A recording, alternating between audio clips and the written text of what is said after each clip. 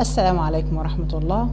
أبنائي وبناتي طلبة الصف السادس الابتدائي، كل عام وأنتم بخير. موعدنا اليوم بإذن الله مع أولى حلقات الدراسات الاجتماعية. السنة دي إن شاء الله منهج الدراسات بتاعنا شيق جدا.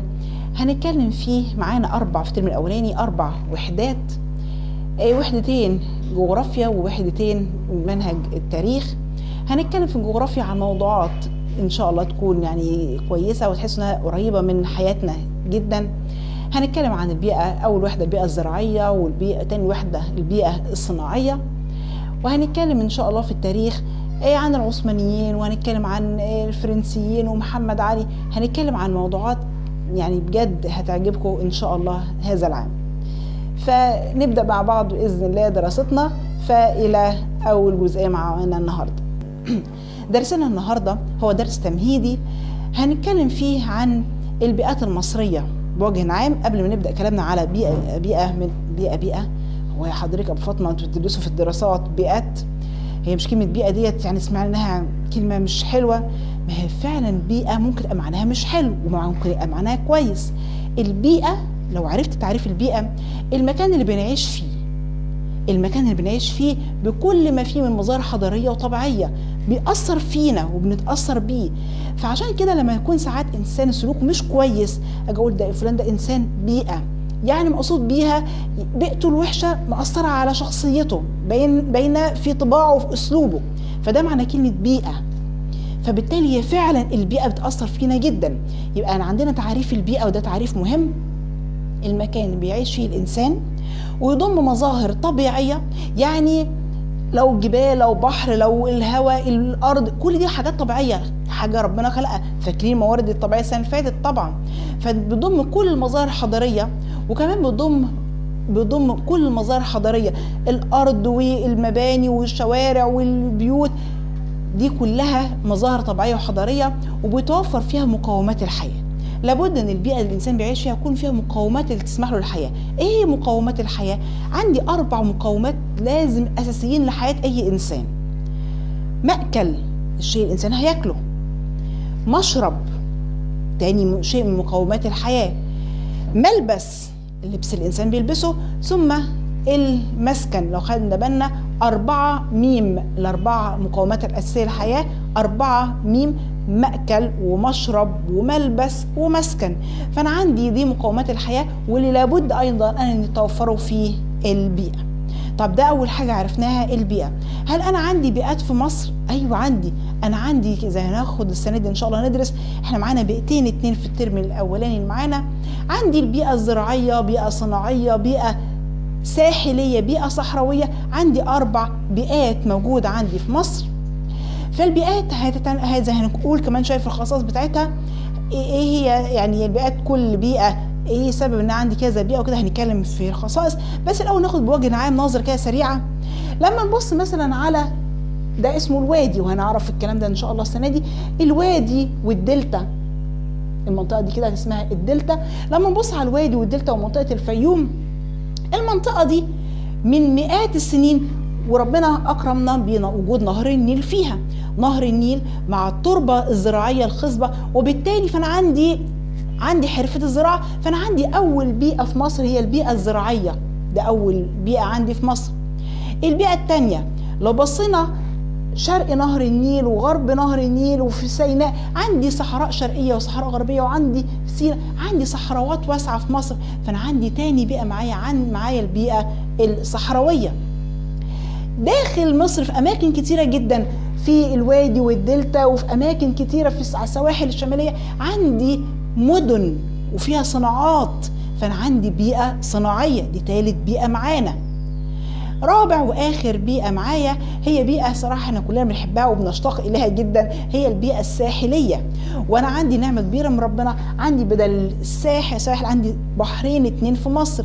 عندي البحر المتوسط في شمال مصر، وعندي البحر الأحمر في شرق مصر. فأنا عندي بيئة ساحلية أيضا في مصر. فأنا عندي 4 بيئات هيكون محور كلامنا إن شاء الله السنة دي. بس أنا عندي في الترم الأولاني زي ما قلنا الزراعية والبيئة الصناعية فقط. فنبدأ كلامنا عن خصائص البيئات المصرية. البيئة المصرية، البيئات المصرية اللي احنا هنتكلم عنهم ليها 3 خصائص. يعني خصائص شيء بيميزها، هنلاقي ليها 3 خصائص. أول خاصية بتميزها إن البيئات المصرية بتاعتنا متنوعة. متنوعة يعني إيه؟ يعني أكتر من بيئة كتير، أنواع كتيرة. فأول خاصية معايا في البيئات المصرية إنها متنوعة. متنوعة. طب ده السؤال الأول، يعني أول حاجة يعني على فكرة هم 3 خصائص: متنوعة ومتكاملة ومتداخلة. بس أول ما يقابل أول حاجة في كلمة متنوعة، أول حاجة اسألني فيها ايه السبب. كلمه على فكره بالمناسبه سؤال بما تفسر، ما تخافش منه، ما تخضش منه. كلمه بما تفسر يعني ليه، ايه السبب، اديني تفسير. فاول حاجه قول لي هي البيئات المصريه متنوعه ليه، ايه سببك، ايه تفسيرك؟ قول والله بسيطه جدا. اول حاجه ان انا الحمد لله بلدي مساحتها كبيره. انا مساحه مصر تزيد عن 1,000,000 كيلومتر مربع، اكتر بحاجه بسيطه من 1,000,000 كيلومتر مربع. فده خلى عندي تنوع في البيئات. فان لو كانت مصر مثلا مساحتها صغيره كان هي عندي بيئه واحده او بيئتين بكتير، انما انا عندي مساحه كبيره ساعدتني تنوع وهي بيئات كتيره. ده اول سبب لتنوع البيئات المصريه. طيب عندك سبب تاني؟ عندي سبب تاني. تاني سبب معايا تنوع مظاهر السطح. يعني ايه تنوع مظاهر السطح؟ اشكال السطح اللي عندي. انا والله عندي زي ما قلت لكم من شويه عندي بحار، فهلاقي في الاماكن البحار دي هلاقي بيئه ساحليه، هنتكلم عنها الترم التاني ان شاء الله. هنلاقي في اماكن فيها صحراوات وجبال، فهنلاقي صحراء، بيئه صحراويه. بعض المناطق زي ما قلنا في الوادي والدلتا منخفض الفيوم، الوادي والدلتا، الدلتا اللي على شكل 7 كده، والفيوم هنلاقي ارض زراعيه ونهر فدي مظاهر سطح متنوعه هتساعدني على يكون ده تاني سبب. احنا بنتكلم في السؤال اللي قلنا فيه بما تفسر ليه عندي البيئات المصريه متنوعه. يبقى انا اول حاجه قلت عشان مساحه مصر كبيره. تاني حاجة علشان عندي مظاهر السطح، عندي جبال وهضاب وسهول وانهار ومنخفضات فده كله هيخلي عندي تنوع. تالت سبب تنوع الموارد الطبيعية. فأنا عندي موارد عندي كتيرة، عندي أنهار، عندي مصادر طاقة، عندي موارد مثلا، عندي معادن. فكل الخيرات دي وكل الموارد دي هتكون سبب أيضا في تنوع البيئات عندي في مصر. فأنا عندي 3 أسباب لما يسألني سؤال زي ده ما خافش منه خالص. ليه بتتنوع البيئات المصرية؟ 3 أسباب: مساحة مصر، تنوع مظاهر السطح، تنوع الموارد اللي عندي، موارد اقتصادية عندي في مصر. طيب بالمناسبة بقى ناخد بالمرة السؤال اللي ممكن يجيلي في نفس المنطقة برضو، بيقول لي طب ايه نتيجة كده؟ ايه نتيجة ان انا عندي البيئات المصرية متنوعة؟ صحيح، لما انا عندي بيئات كتير دي ليها نتيجة، ده ليها ايجابية على فكرة كويسة جدا. اول نتيجة بتؤدي لتنوع الثروات الطبيعية. يعني ايه؟ يعني انا عندي ثروات كتيرة، والله البيئة الصحراوية هتمديني بالمعادن ومصادر الطاقة، فهي ثروات داخله البلدي. هيجي مثلا حاجه زي البيئه الساحليه هتمدني بالاملاح وبالاسماك هيكون عندي تنوع كبير في الموارد او في الثروات الطبيعيه. ده اول نتيجه من النتائج المترتبه على تنوع البيئات المصريه، اول حاجه تنوع الثروات. تاني شيء تنوع الانتاج الاقتصادي. البيئه الزراعيه هتمدنا بمحاصيل وبالتالي ناتج اقتصادي عندي. البيئه الساحليه هيكون عندي مورد اقتصادي، وهبقى ممكن يبقى فيه سياحه، وممكن يبقى فيه نشاط بحري، فبالتالي يبقى فيه عندي ده كله في الاخر هيكون ناتج اقتصادي، والدخل القومي بتاعي هيكون كبير بسبب البيئات الكتير. طلعت فعلا البيئات دي طلعت ميزه. انا كنت متخيل ان انا بكون عندي بيئه بس واحده او 2، لا بالعكس، ده التنوع ده هيديني ميزات كتيره جدا. ده اول خاصيه في البيئات المصريه وهي تنوعها، ده اول شيء. تاني خاصيه ان البيئات المصريه متكامله. يعني ايه متكامله؟ يعني كل بيئه بتستكمل ما ينقصها من البيئات الاخرى. يعني ايه برضو مش فاهم؟ يعني حضرتك في حصه نشاط مثلا كده وعندنا موضوع رسم هنرسمه، ده انا مش معايا النهارده الالوان بتاعتي، بس معايا قلم رصاص ومعايا مثلا استيكه جميله بتمسح كويس، زميلي اللي جنبي معاه الوان بتاعته، زميلي التاني معاه الوان تحديد، الزميل الرابع معاه ورق كويسه ممكن ان احنا نستخدمها في الرسم، يعني بتبقى كويسه في الرسم، اداء عليها بيبقى كويس. فلو حصل بينا تكامل يعني انا هديهم القلم الرصاص وده هيجيب الالوان وده هيجيب القلم التحديد ويجيب، فيحصل تكامل ما بيننا. كل واحد لوحده مش هيأدي حاجه، مش هيقدر هو ينتج شيء كويس، انما لما عملنا تكامل ما بيننا ده بقى شيء كويس، كل واحد استفاد من الاخرين. فنفس الشيء البيئات المصريه، كل بيئه بتستكمل ما ينقصها من البيئات الاخرى.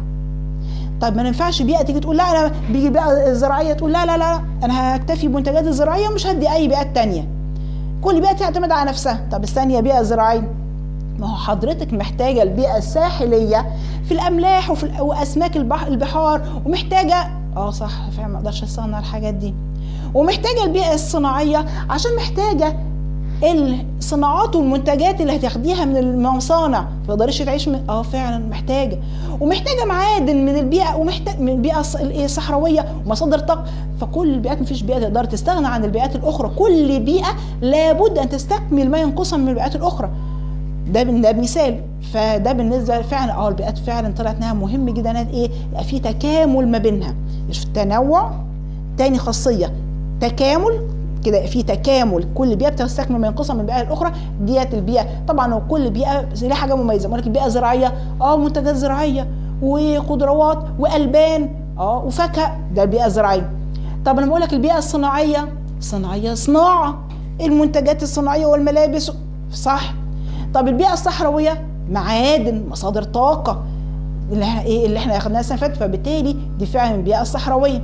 البيئه الساحليه البيئه الساحليه الاملاح وعندي الاسماك دي كلها فعلا من البيئات الاربعه اللي معايا.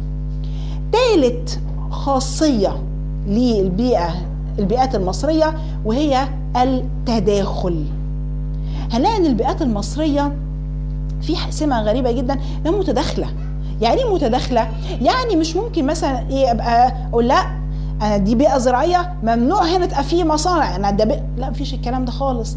انا ممكن حضرتك تبقى ماشي وسط الاراضي الزراعيه وفي بيئه زراعيه وتلاقي مثلا مصنع انتاج الطوب داخل البيئه الزراعيه. ايه اللي جابه ده بيئه زراعيه ما ينفعش. لا مش ينفعش، لا ينفع. ما هي البيئات المصريه متداخله، ممكن نلاقي مصنع داخل بيئه زراعيه مفيش مشكله خالص. ممكن حضرتك في الصحراء، ارض صحراويه تماما، وتلاقي مثلا اراضي زراعيه. لا جت ازاي بقى؟ هتفهموها لي. في الدراسات قالوا لنا غير كده، قالوا لنا بيئه صحراويه. ما هي ايوه، بس انا عندي واحات في الصحراء، والواحات دي في داخلها زراعه، ممكن الاقي زراعه، ممكن الاقي اراضي صحراويه وفي اراضي استصلاح داخلها، فده مفيش مشكله خالص عادي. ايه ده يعني عادي مش غلط؟ ايوه مش غلط، عادي جدا. فممكن الاقي بيئه زراعيه داخلها اراضي بصناعه، ممكن الاقي بيئه صحراويه داخلها اراضي زراعيه، ممكن الاقي في البيئه الساحليه مثلا في اسكندريه او بورسعيد او كده الاقي صناعه السفن او مصانع ملابس او مصانع زيوت او مصانع ايا كانت الصناعه، عادي مفيش اي مشكله خالص. ما هي بيئه صناعيه ساحليه كل حاجه، بس ممكن الاقي جواها صناعه عادي. البيئات المصريه بيئات متداخله، يعني مفيش فواصل، مفيش فاصل. يعني كلمة متداخلة مع بعضها البعض أي لا توجد حدود فاصلة بين البيئات المصرية. ما يجيش بقى واحد لا ايه اللي جابه هنا، لا عادي احنا خلاص فهمنا انها ممكن تبقى في تداخل. يبقى البيئات المصرية ليها 3 خصائص. أول خاصية إنها متنوعة، زراعية وصناعية وساحلية وصحراوية، 4 بيئات. تاني خاصية إنها متكاملة، أي كل بيئة تستكمل ما ينقصها من البيئات الأخرى.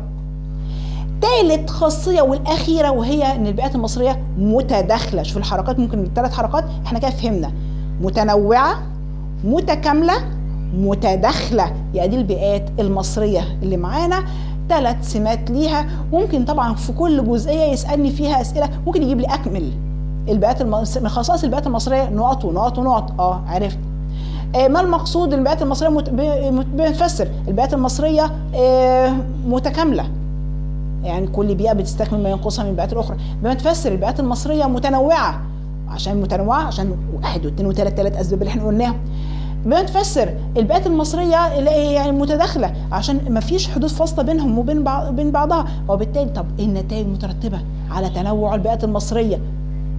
يعني دي كلها اسئله وارد جدا. ممكن تسالني اسئله كتيره صح وغلط، اكمل بمتفسر حاجات، اسئله تنوع بقى ممكن احنا بعد ما نقرا الدرس ونفهمه نبدا هنحل كتير عليه، يبقى خلاص المعلومه اتثبتت تماما. الدرس الاولاني ده كان درس صغير خالص، وده عباره عن تمهيد زي ما قلت لحضراتكم عشان نسخن كده ونبدا بقى ان شاء الله في الدراسه من اول الايه، او يعني طبعا الدرس ده بيجي في امتحان بس انا بتكلم ان هو يعني نبدا نسخن كده، ونبدا من اول الحصه الجايه ان شاء الله نشوف ايه هي اول حاجه معانا في البيئه الزراعيه، ونبدا يعني طبعا مقطع النهارده صغير. ارجو حضراتكم المشاركه، وارجو ان يعني نعرف اصحابنا بحاجه زي كده كله يستفيد. لايك، ولو تعليقاتكم لو حاجه مثلا معينه مثلا ما فهمتوهاش يا ريت تعليقاتكم عليها. اشتراك في القناه، تلاقي تحت كده في زر مكتوب اشتراك بلون احمر او سبسكرايب، لو لونه احمر يعرف ان حضرتك مش مشترك فتتك عليه عشان لونه يبقى مش احمر ده، عشان والجرس عشان كل جديد يوصل لكم باذن الله. دمتم في امان الله، القاكم في الحصه القادمه ان شاء الله.